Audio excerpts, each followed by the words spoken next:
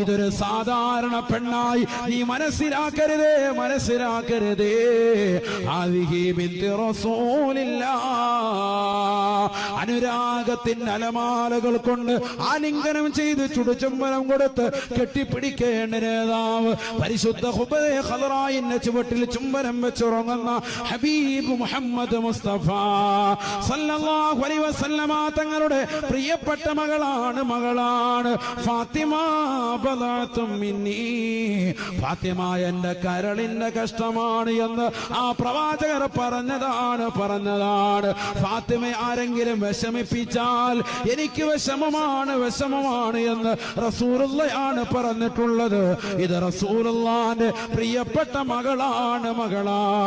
വസൗജത്തു അലി, അലിയാരി തങ്ങളുടെ ഭാര്യയാണ്. ആരാണ് അലി എന്നറിയില്ലയോ?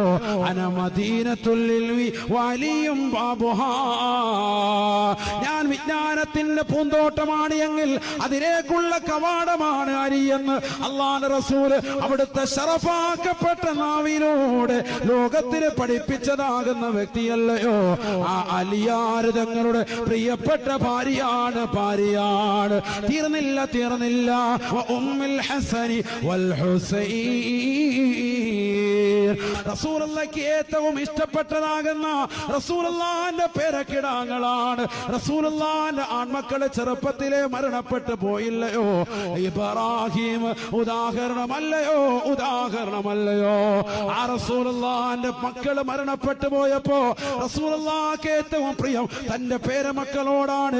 ഈ ഹസൻ ഹുസൈൻ റളിയല്ലാഹു അൻഹുമയോടാണ്. ആ ഹസനും ഹുസൈനിന്റെയും ഉമ്മയാണ്.